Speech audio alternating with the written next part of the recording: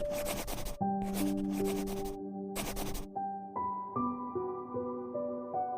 hai, Assalamualaikum warahmatullahi wabarakatuh. Okey, kisah sirah kita pada hari ini adalah mengenai tentang Khalid bin Walid radhiyallahu anhu, merupakan salah seorang sahabat Nabi yang sangat terkenal di zaman Rasulullah, dan bahkan Izzah yakin Khalid merupakan salah seorang sahabat Nabi yang sering disebut di zaman ini dan dikenali oleh kebanyakan masyarakat.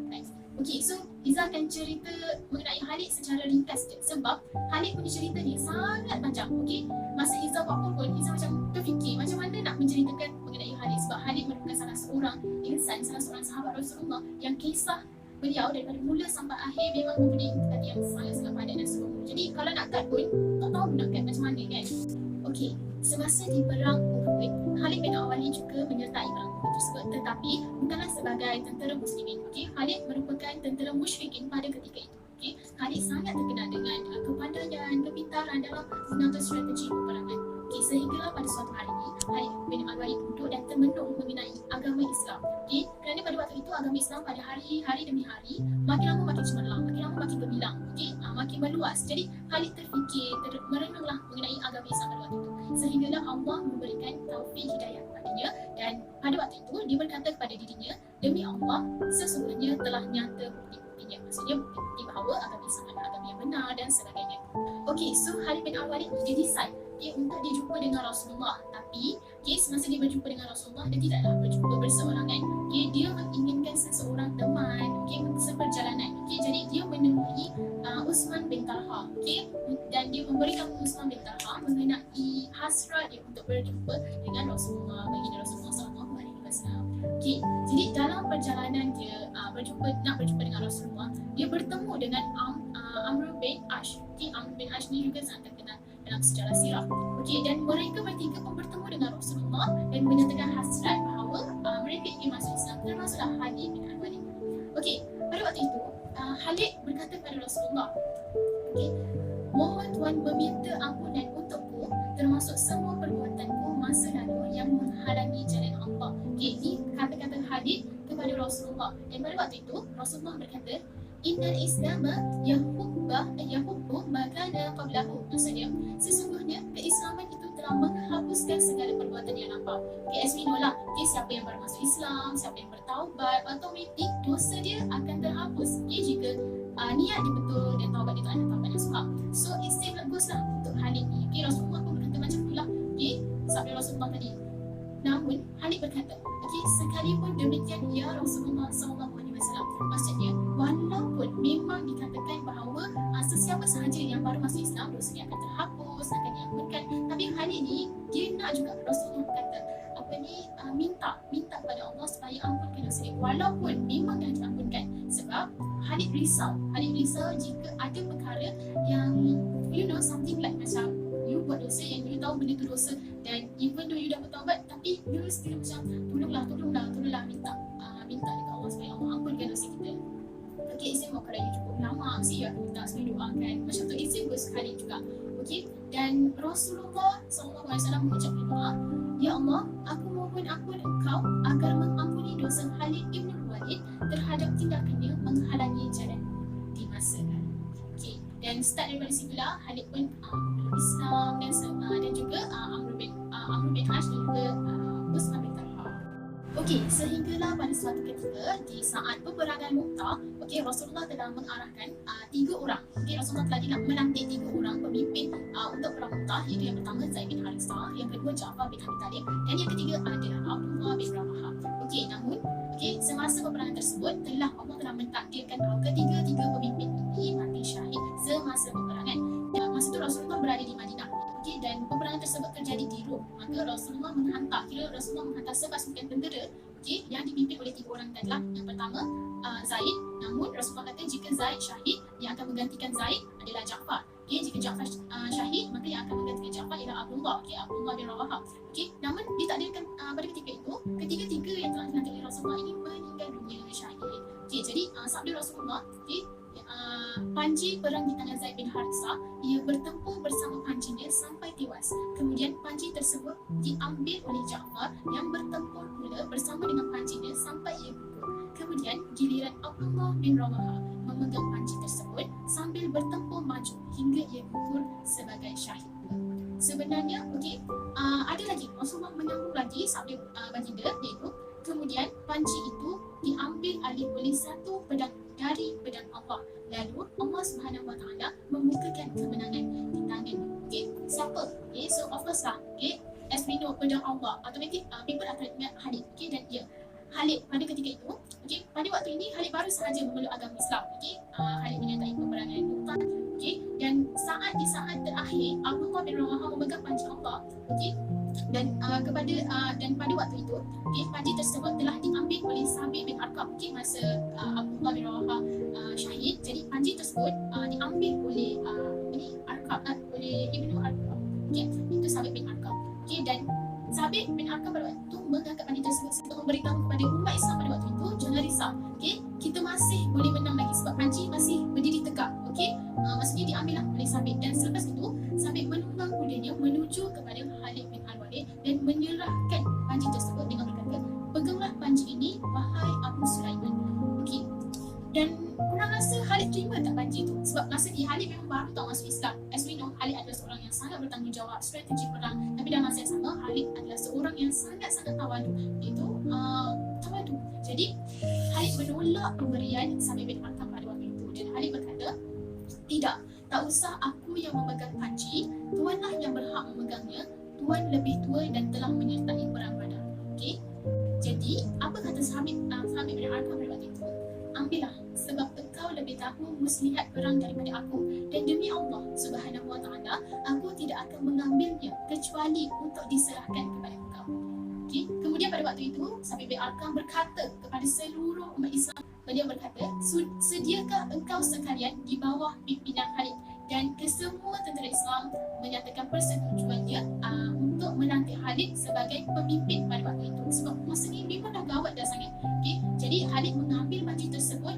Maksudnya bila Khalid mendengar kepercayaan umat Islam pada waktu itu, Khalid jadi jadi bersemangat. Khalid mengambil panji tersebut dan merancang beberapa strategi sehinggalah peperangan Mu'tah dimenangi oleh tentera Islam atas kepimpinan Khalid. Dan pada waktu itu Khalid pulang ke Rasulullah, dan Rasulullah mengetahui berita tersebut. Sehinggalah Rasulullah berkata, Rasulullah menganugerahkan padanya panggilan si pedang Allah yang selalu terus. Ringkaskan cerita, Khalid bin Al-Walid terus menyertai peperangan yang ada demi meningkatkan nama Islam, memajukan Islam pada ketika itu, sehinggalah kewafatan Rasulullah SAW. Dan Khalifah yang menggantikan Rasulullah pada ketika itu adalah Abu Bakar As-Siddiq.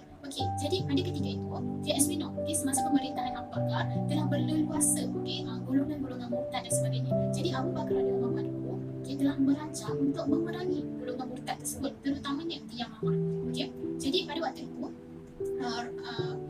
beliau, iaitu Abu Bakar As-Siddiq, telah mengarahkan Khalid bin Al-Walid untuk pergi ke Yamamah memerangi tentera murtad yang paling berbahaya yang diketuai oleh Musailamah Al-Kadzdzab. Pada waktu itu semasa Khalid bin Al-Walid pergi menuju ke Yamamah, dan pada waktu itu of course lah pasukan lawan dia akan tahu siapa ketua kali ini.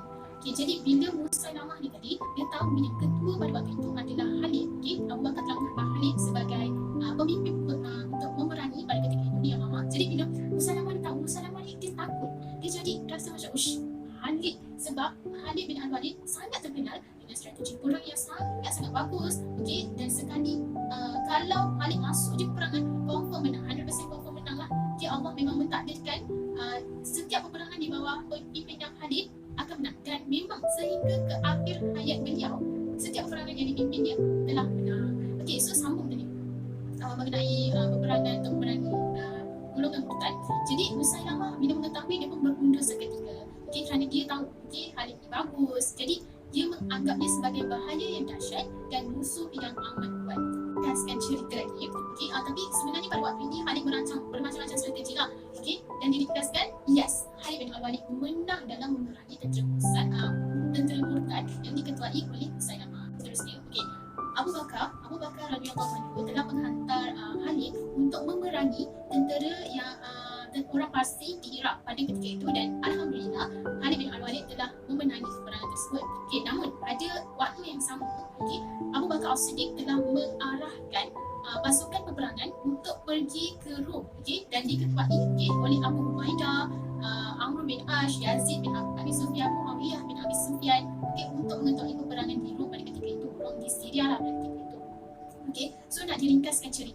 Okay, bila orang tentera musuh dengar nama-nama tadi Abu Ubaidah, Amr bin Ash, Muawiyah dan sebagainya. Okay, jadi tentera musuh mengatakan bahawa mereka menasihati kepimpinan lawan, ketua mereka tidak mahu mengalah. Bahkan dia berkata demi Tuhan akan kita layan Abu Bakar itu agar ia tak mampu mendatangkan pasukan berkudanya di negeri kita.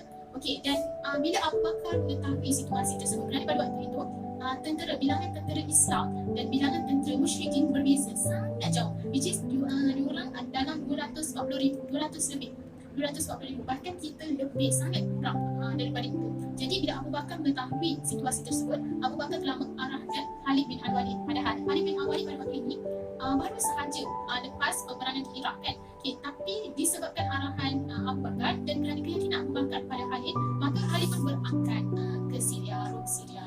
Dan pada waktu itu bukan sahaja Khalid yang mengetuai peperangan di Rom. Okay, kan Rizal sebutkan which is ada lagi pemimpin yang dilantik oleh Abu Bakar, which is yang pertama adalah Ibn Abu Sufyan, Muawiyah, lepas tu Abu Ubaidah, Amr bin Ash, Yazid.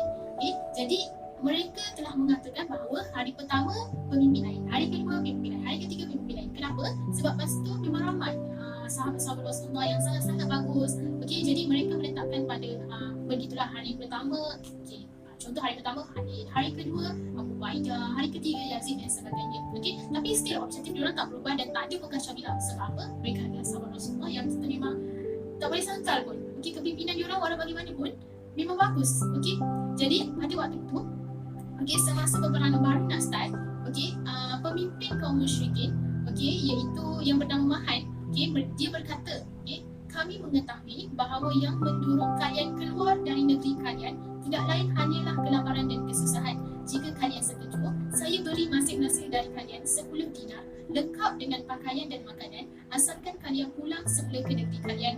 Di tahun yang akan datang, saya kirimkan sebanyak itu pula. Okey, maksudnya kira macam pihak lawan nak bagilah, okey, nak bagi makanan, bagi duit supaya tak payah berperang, which is tak payah nak datang dekat kita orang, tak payah nak berperang. So macam korang kan, contoh umpama dia macam ni, tak mesti dia macam ni, umpama dia korang kan miskin, mesti korang miskin, korang lapar, jadi kami bagi duit, kami bagi makanan dan kita baliklah, macam tu umpama dia lah. Okay, tapi bila Khalid mendengar tawaran tersebut, Khalid berasa sangat marah sebab mereka keluar berperang bukan sebab lapar, bukan sebab tak ada duit, tapi sebab mereka memang ingin menegakkan agama Allah pada ketika itu. Memang mereka ingin agama Islam tersebar pada waktu itu. Jadi of course lah, sebagai seorang pemimpin, sebagai seorang yang niat dia memang untuk Allah dan orang kata niat dia lain, of course lah dia akan marah. Okay, same goes to Khalid. Okay, tapi Khalid menahan kemarahan tersebut dan berkata bahawa yang mendorong kami keluar dari negeri kami bukanlah kerana lapar seperti yang engkau sangkakan tadi, tetapi kami adalah satu bangsa yang biasa minum darah dan kami tahu benar bahawa tidak ada darah yang lebih manis dan lebih baik dari darah orang-orang Rom, kerana itulah kami datang. Okey, bukanlah nak kata Khalid minum darah pada waktu itu, maksudnya itu adalah cara untuk menakutkan pihak lawan. Okey, dan ia dibenarkan dalam Islam untuk menegakkan agama Islam. Okey, jadi dan seterusnya peperangan pun bermula, okey, dengan Khalid berkata Allahu Akbar, berhembuslah angin syurga. Jadi seterusnya, okey, semasa peperangan itu berlangsung, Khalid dan juga pemimpin Rom mereka bertemu, okey, ketua dengan ketua lah apa dia. Okey, jadi pada waktu itu, okey, panglima Rom telah bertanya kepada Khalid. Okey, dia tanya, Tuan Khalid, jujurlah engkau kepadaku, jangan berbohong sebab orang merdeka tidak pernah berbohong. Apakah Allah telah menurunkan sebilah pedang kepada Nabi engkau dari langit, lalu pedang itu diberikan kepada Tuan hingga setiap engkau hunus terhadap siapapun, maka pedang tersebut pasti membinasakan.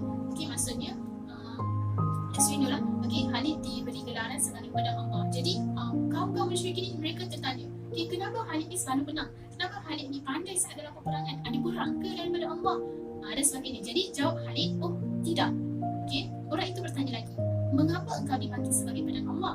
Okay, jawab Khalid, sesungguhnya Allah telah mengutuskan Rasulnya kepada kami. Sebahagian kami ada yang membenarkannya dan sebahagian pula mendustakannya. Aku sebelumnya adalah orang termasuk orang yang mendustakannya, sehingga akhirnya Allah menjadikan hatiku menerima Islam dan memberi petunjuk kepadaku melalui Rasulnya. Lalu aku berjanji setia kepadanya. Kemudian Rasul mendoakanku dan beliau berkata kepadaku, engkau adalah pedang Allah di antara sekian banyak pedang-pedangnya. Demikian, maka aku diberi nama pedang Allah. Okey, sampai situ pemimpin Rom pun bertanya lagi, kepada apa engkau sekalian diserunya? Dan Khalid berkata, kepada mentauhidkan Allah dan kepada Islam. Lalu pemimpin Rom bertanya lagi, apakah orang-orang yang masuk Islam sekarang akan mendapat pahala dan ganjaran seperti engkau juga? Khalid berkata memang, bahkan lebih daripada itu. This is the best part. Jadi bila Khalid kata bahkan lebih daripada itu, pemimpin Rom jadi tertanya, kenapa pula lebih? Jadi dia berkata kepada Khalid, bagaimana boleh jadi padahal engkau sudah lebih dahulu memasukinya? Maksudnya macam sahabat Nabi kan, mereka bertemu dengan Rasulullah. Jadi mereka adalah orang yang telah memeluk agama Islam dulu sebelum kita, sebelum orang-orang lain. Jadi pemimpin Rom ni rasa hairan lah, kenapa pula pahala sama? Bahkan lebih pula tu orang-orang yang lambat masuk Islam ni. Jadi jawab Khalid, kerana sesungguhnya kami telah hidup bersama Rasulullah SAW. Kami telah melihat tanda-tanda kerasulan dan kemujizatan-Nya. Dan sewajarnya bagi setiap orang yang telah melihat seperti yang kami lihat dan mendengar seperti apa yang kami dengar akan masuk Islam dengan mudah. Adapun engkau, wahai orang-orang yang belum pernah melihat dan mendengarnya, lalu engkau beriman kepada yang lain, maka pahala engkau lebih berlipat ganda dan besar bila engkau membenarkan Allah dan dengan hati ikhlas dan niat yang suci. Macam tadi lah, which is, Rasulullah sendiri kata, orang saudara-saudara baginda adalah orang yang umat baginda yang tidak pernah melihat baginda tetapi beriman dengan baginda. So it seems lah dengan apa yang Khalid kata. Dan selepas tu Panglima Rom kata, ajarkanlah kepadaku Islam, hai Khalid. Dan I think like everyone know lah dia punya ending dia macam mana. Menteri Islam dan pemimpin Rom akhirnya masuk Islam. Jadi untuk diringkas, yang very ringkaskan cerita, dan Khalid bin Al-Walid meneruskan menjadi pemimpin dalam peperangan sehinggalah kewafatan Abu Bakar As-Siddiq. Dan selepas itu naiklah Umar bin Al-Khattab, dan Umar bin Al-Khattab telah menghalangan Khalid untuk meletakkan jawatan. Maksudnya Umar telah melantik gubernur baru, pemimpin baru. Bukan sebab Umar tak suka Khalid, tapi sebab kepimpinan yang berbeza.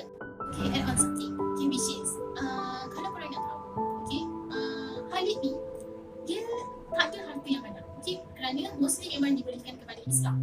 Tetapi Izan macam kalian tidak suatu pun kesenangan dunia yang mempengaruhi keinginan nafsunya.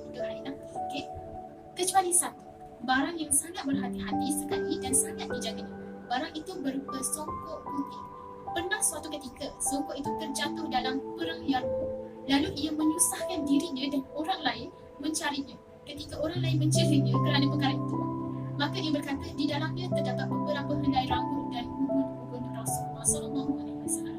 So masa peperangan Yarmouk pada waktu itu, songkok Khalid terjatuh dan dia mencarinya dan orang lain pun kena salib juga songkok tersebut. Jadi orang macam macam dia lah. Tapi bila diberitahu bahawa songkok itu terdapat ubun-ubun dari Rasulullah, jadi orang tahu lah kenapa songkok itu sangat bermakna bagi Khalid. Jadi sampai situ saja cerita Khalid bin Walid. Sebenarnya panjang, sangat panjang, tapi Izzah ringkaskan cerita